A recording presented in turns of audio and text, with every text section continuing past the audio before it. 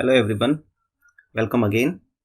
I am doctor S P Gupta और आज हम मॉड्यूल 5 वेक्टर कैलकुलस इसको हम स्टार्ट करेंगे, जिसमें इनिशियली आप सभी को ये समझना है कि वेक्टर्स क्या होते हैं, स्केलर फंक्शन क्या होते हैं और इनके बेसिक ऑपरेशंस क्या होते हैं।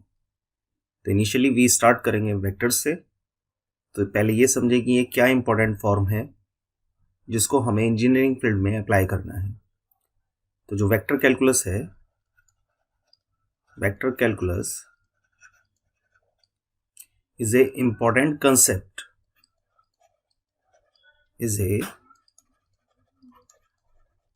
important concept for all engineering branches,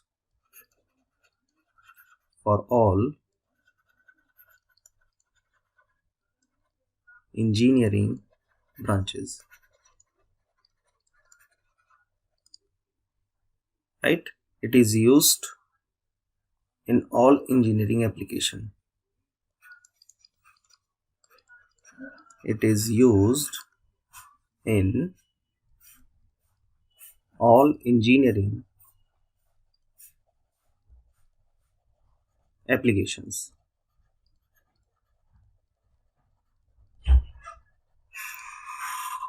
तो पहले इनिशियली समझते हैं कि वेक्टर क्या होता है। A vector is a quantity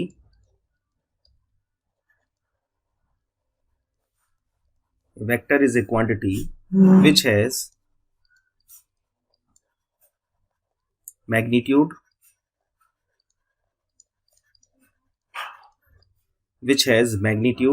and direction.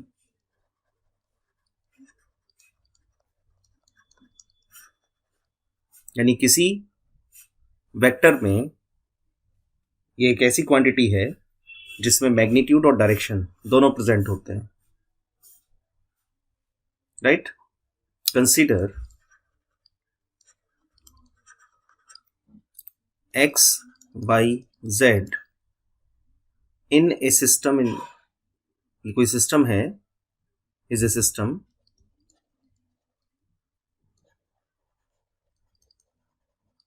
In space,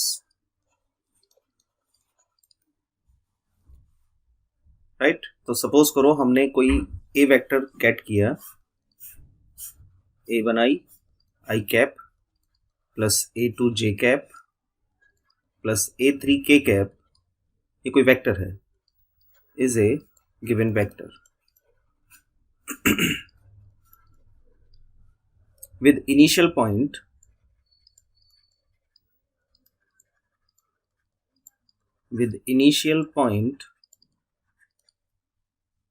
मान लीजिए p पॉइंट है उस स्पेस में x1 y1 z1 and the final point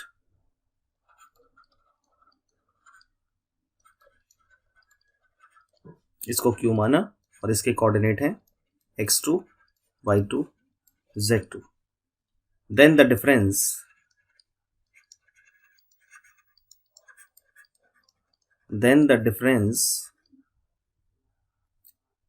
x2 minus x1 is equal to a1, y2 minus y1 is equal to a2, z2 minus z1 is equal to a3 are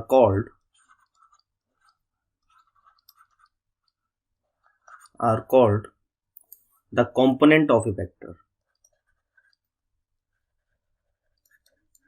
The component of the vector, right? ये component कहलाते हैं। कौन कौन से component? a1, a2, a3, these are the component.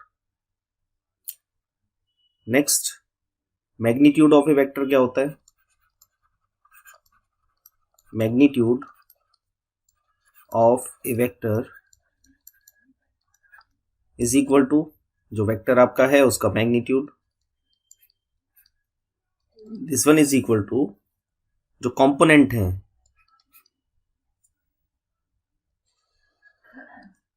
यानी x2 minus x1 का whole square plus y2 minus y1 का whole square plus z2 minus z1 का होल स्क्वायर, ये होगा मैग्नीट्यूड ऑफ दैट वेक्टर। इसको इन शॉर्ट वे हम ये भी लिख सकते हैं a1 square plus a2 square plus a3 square.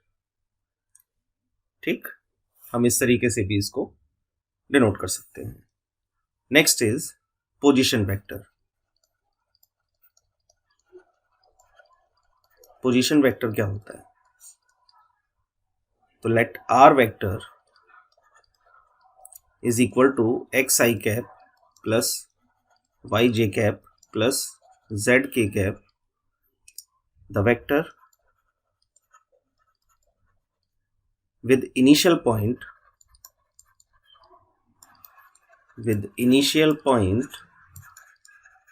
origin होगा इसमें तो O.000 and the final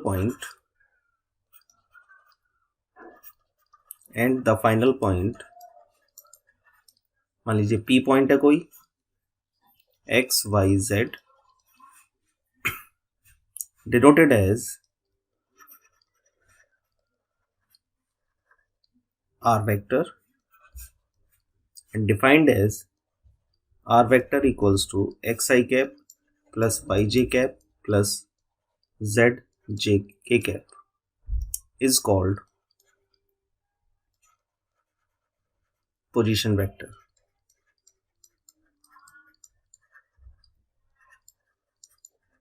Is called position vector. और ये भी आपको पता है कि x y z are the component of r vector and x, y, z are the component of r vector. और ये कंपोनेंट कैसे निकले x y z, ये आप मैग्नीट्यूड से भी निकाल सकते हैं। तो मैग्नीट्यूड ऑफ पोजीशन वेक्टर क्या हुआ फिर? मैग्नीट्यूड ऑफ पोजीशन वेक्टर, ये मतलब हुआ इसका आर वेक्टर का मैग्नीट्यूड।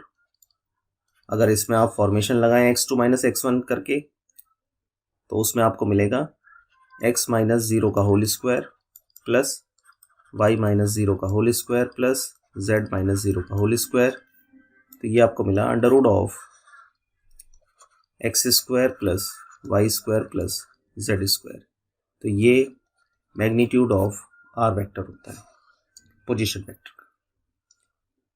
ठीक, तो हमने अभी समझा वेक्टर क्या होते हैं, हमने फिर समझा पोजीशन वेक्टर क्या होता है।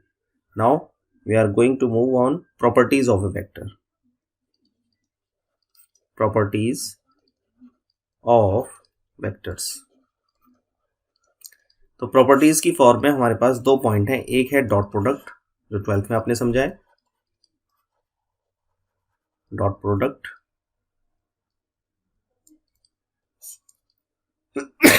तो डॉट प्रोडक्ट क्या होता है? Dot product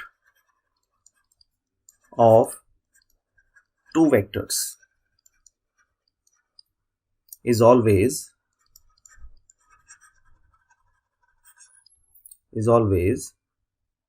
a scalar quantity. Scalar quantity. अब इसको अगर समझना है तो हमने let us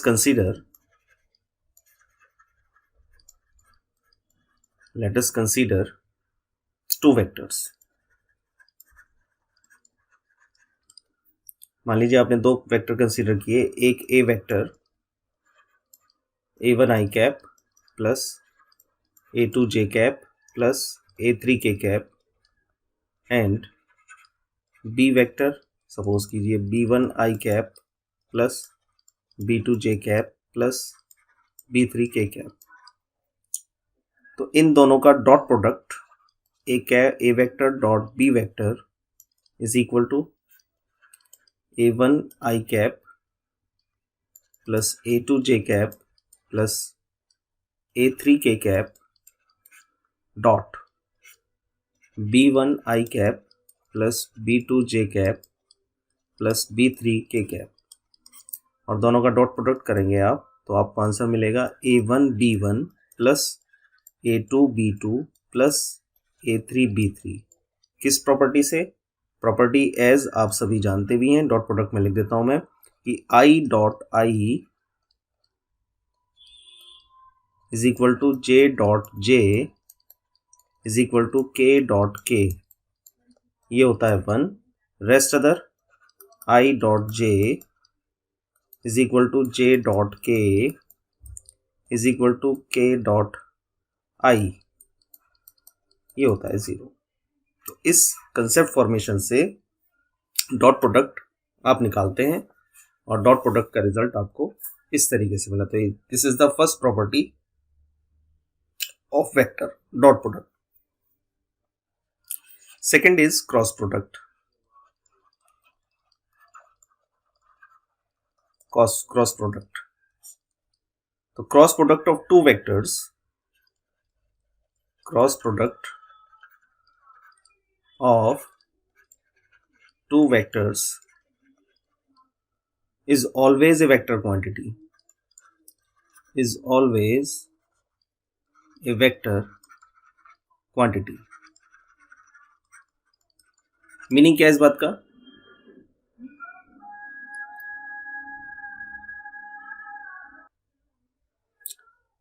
तो cross product of two vectors is always a vector quantity. तो इन दोनों में डिफरेंस क्या है? डॉट प्रोडक्ट में हम ये कह रहे हैं कि किसी दो फंक्शन का, दो वेक्टर्स का अगर हम डॉट प्रोडक्ट करते हैं तो डॉट प्रोडक्ट हमें ऑलवेज स्केलर क्वांटिटी मिलता है। और स्केलर क्वांटिटी जो होती है उसमें आपका मैग्नीट्यूड और डायरेक्शन ये दोनों प्रेजेंट नहीं होते, लेकिन किसी वेक्टर में ये दोनों प्रेजेंट होते हैं, magnitude as well as direction. तो किसी भी दो वेक्टर का जब डॉट प्रोडक्ट करेंगे तो वो एक स्केलर क्वांटिटी मिलेगी, just like x y z. लेकिन अगर क्रॉस प्रोडक्ट करते हैं किसी दो वेक्टर का तो वो हमेशा ऑलवेज हमें क्या मिलेगी? Vector quantity. अब इसको समझते हैं, तो इसके लिए फिर हमने कंसीडर किया two vectors. Consider two vectors, a vector equals to a1 i cap, a2 j cap, a3 k cap and b vector equals to b1 i cap plus b2 j cap plus b3 k cap, then the cross product a cross b vector is equal to, इसको solve करेंगे determinant method से, तो i vector j cap और k cap ये first row में, और बाकी a और b के जो वेक्टर्स हैं, कंपोनेंट हैं i j k के रेस्पेक्ट में, उनको आप इसके नीचे डिनोट कर दीजिए a1 a2 a3 b1 b2 b3। तो जब आप इसका डिटर्मिनेंट फाइंड करेंगे तो वो डिटर्मिनेंट जो निकल कर आएगा उसमें i cap j cap k cap present होगा। दैट मीन्स मैग्नीट्यूड भी है और डायरेक्शन भी है। देयरफॉर आप इसको कहेंगे कि ये क्रॉस प्रोडक्ट ऑलवेज गिव्स ए वेक्टर क्वांटिटी।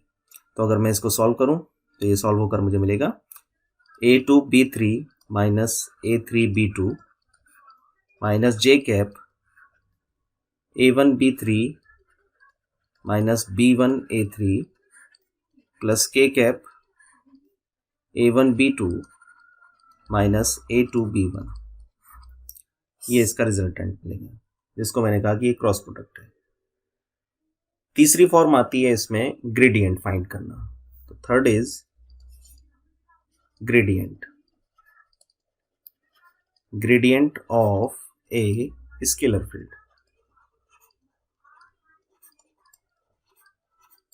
ग्रेडियंट क्या करता है वर्क, इसको आप समझेंगे कि स्केलर फील्ड में अगर आप ग्रेडियंट अप्लाई कर दें तो वो उसको वेक्टर में कन्वर्ट कर देता है, वेक्टर फील्ड में उसको कन्वर्ट कर देता है। तो यहाँ पर आप ये सीखेंगे कि हम किसी स्केलर क्वांटिटी को वेक्टर क्वांटिटी में कन्वर्ट कैसे करते हैं, तो वो आपको पता लगेगा। With the help of gradient आप उसको कन्वर्ट कर सकते हैं, किसमें? आप उसको कन्वर्ट कर सकते हैं एक स्केलर क्वांटिटी, वेक्टर क्वांटिटी में।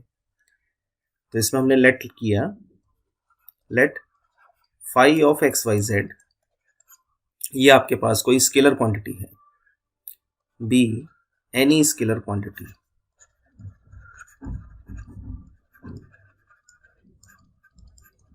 Any scalar quantity and differential operator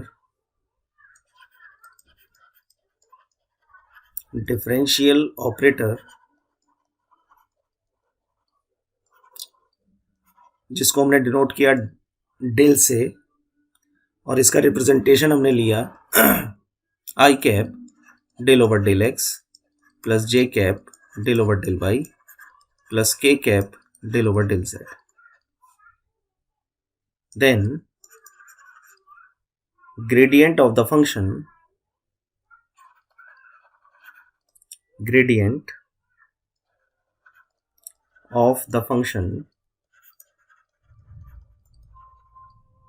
phi of x y z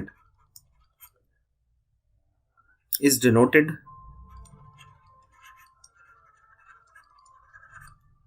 as grade phi. यानी ये साइन ग्रेड का हो गया, डेल जिसको बोल रहा हूं मैं, ग्रेड फाई, इस पूरे को बोलेंगे, या तो ऐसे लिखेंगे और ऐसे भी लिख सकते हैं, grade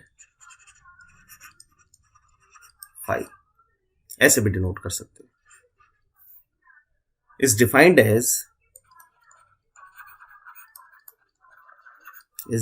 as grad phi equals to i cap del over del x plus j cap del over del y plus k cap del over del z into phi, जो आपका एक्स वाई जेड का function है. तो ये phi each operator पर चला जाएगा, तो ये मिला i cap del phi over del x plus j cap del phi over del y plus k cap del phi over del z. ये मिला आपको ग्रेड फाई. और अगर आप इसको सिंप्लीफाई करेंगे, क्योंकि phi is a function of x y z, तो आप जब यहाँ पर इसको लेकर आएंगे फाई को, तो इसका partially differentiate with respect to x, partially differentiate with respect to y, partially differentiate with respect to z. तो ये निकालने के बाद जब ये डिफरेंशिएट हो जाएगा, तो आप देखेंगे कि इस ग्रेड फाई में आई जे के यानी डायरेक्शन प्रेजेंट है और मैग्नीट्यूड फाइंड हो सकता है, डायरेक्शन आ गया तो ये जो बना ग्रेड फाई, ये एक वेक्टर फील्ड में कन्वर्ट कर दिया इसने. तो ग्रेडियंट जो अप्लाई किया जाता है वो किसी स्केलर फील्ड को कन्वर्ट करता है वेक्टर फील्ड में.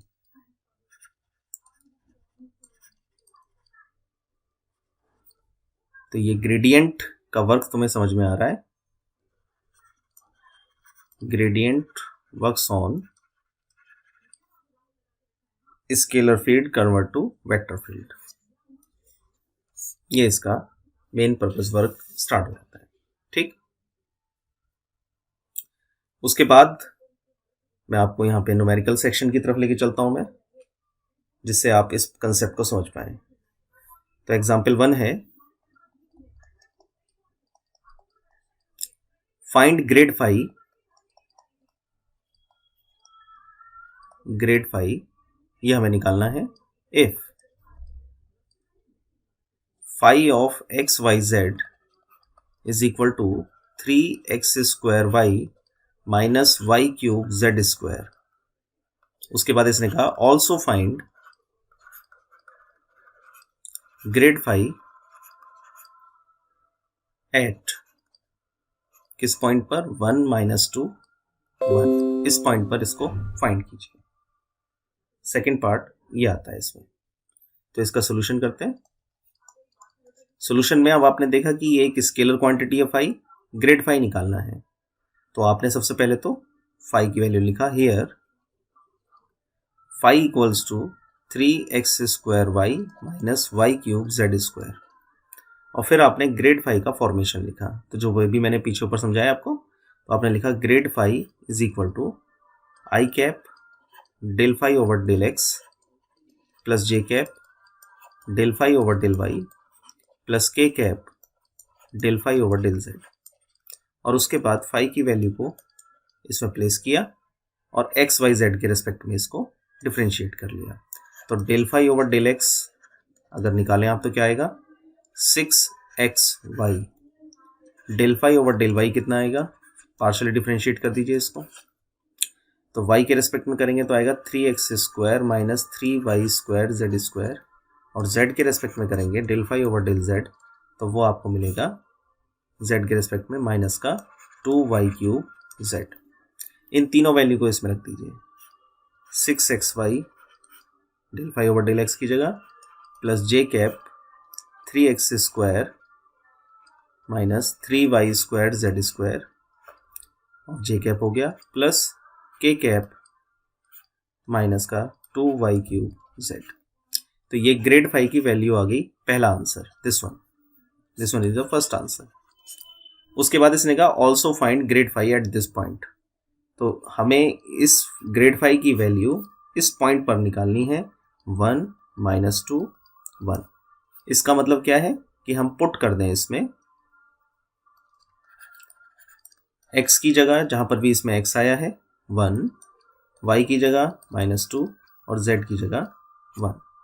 तो ये जैसे ही इसमें पुट करेंगे आप तो ये आपको मिलेगा माइनस का 12i कैप माइनस का इसको सिंप्लीफाई कर लेंगे तो मैं बता देता हूँ क्या आएगा 9j और माइनस का 16k।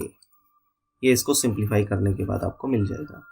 तो ग्रेड 5 की वैल्यू 1 माइनस 2 1 पर आपको ये मिल गई। This is the second answer of the numerical. तो इस तरीके से आपको ये न्यूमेरिकल सिंप्लीफाई करने होंगे। और कैसे हो सकते हैं सवाल, एक तो ग्रेडियंट का हो गया, इस टाइप का न्यूमेरिकल हो सकता है। एक और अच्छा सवाल है उसको भी दिखा देता हूँ आपको मैं। तो न्यूमेरिकल नंबर 2 इसका है example 2, if u equals to x plus y plus z, v equals to x² plus y² plus z², w equals to yz plus zx plus xy, prove that grad u, grad v, grad w are coplanar vector. Coplanar vector. तो हमें जब coplanar vector proof करना है तो इसके लिए हमें करना क्या है, तो हमने लिखा we have to prove that.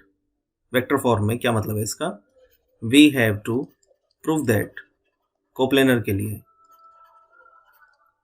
For coplanar vector, coplanar vector a dot b cross c is equal to 0। अब ये a b c क्या है, अगर a b c वेक्टर दिए होते तो हमने grade u grad v grad w निकालना है सबसे पहले। तो आपने फाइंड किया ग्रेड u, ग्रेड u का मतलब हो गया grad as a sign of u, ये निकालना है आपको। तो इसको निकालने के लिए आपने सबसे पहले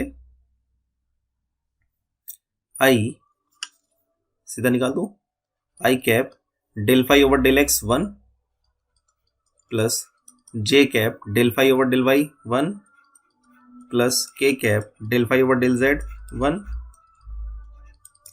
ये आपको मिल गया i cap plus j cap plus k cap, और इसको मान लिया आपने a वेक्टर से, इसको 1 इक्वेशन मान रखा है। फिर निकाला आपने ग्रेड v जिसको रिप्रेजेंट करते हैं डेल v i कैप, इस बार v वेक्टर में गए और डिफरेंशिएट किया विद रिस्पेक्ट टू x, तो 2x plus j cap 2y plus k cap 2z। तो ये मिला 2x i cap plus 2y j cap plus 2z k cap, इसको मान लिया आपने b वेक्टर से। सेम ऐसे ही ग्रेड w निकाला, यानी grade w i cap x के रेस्पेक्ट में करेंगे तो आएगा z प्लस वाई, j के रेस्पेक्ट यानी y के रेस्पेक्ट में करेंगे तो मिलेगा आपको z प्लस एक्स, और z के रेस्पेक्ट में करेंगे तो आपको मिलेगा y plus x, y plus x. तो यहाँ से ये जो फॉर्म आपको मिली इसको मान लिया आपने सी वेक्टर, ये आपके पास आ गया। और फिर जब तीनों आपको मिल गए, इन तीनों को अगर आप कोप्लेनर यानी फर्स्ट इक्वेशन में पुट कर दें तो from first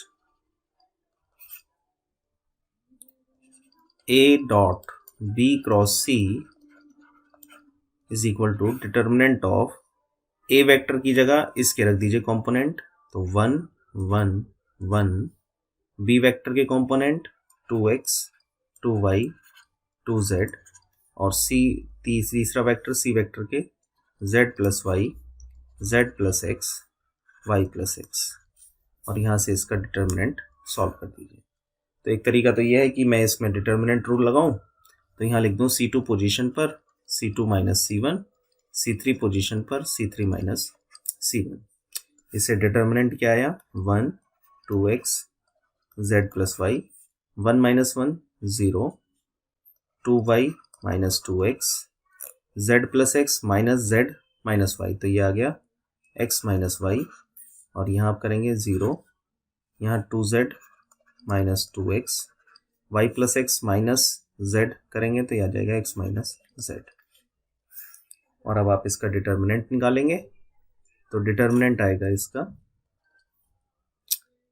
2y minus 2x into x minus z minus 2z minus 2x x minus y, multiply किया आपने 2xy minus 2yz minus 2x square plus 2xz minus 2xz minus 2yz minus 2x square plus 2xy, bracket open कर दीजिए, 2xy minus 2yz minus 2x square plus 2xz minus 2xz plus 2yz minus plus 2x square minus 2xy, और ये सब cancel हो गए, this one equals to 0।